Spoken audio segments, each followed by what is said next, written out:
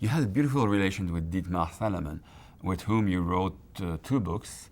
One, which is in some sense a book where it was a cleaning of mathematics needed to understand the basic concepts of symplectic topology, for example, quantum cohomology.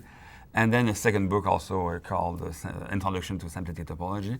So what were your relations with Dietmar, and how did this project of these 2 books evolve?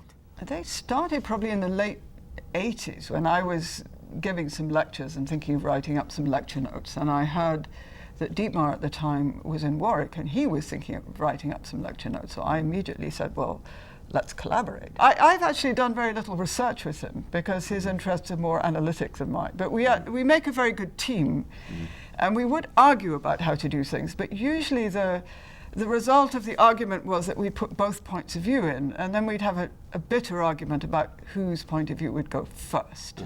Right? Do you put the formula first, which of course didn't say anything to me, but was what spoke to Dietmar, or do you put the sort of explanation first? And I think we compromised. I have gradually come to realize that sometimes formulas are helpful, and it really does clarify certain things to have formulas there.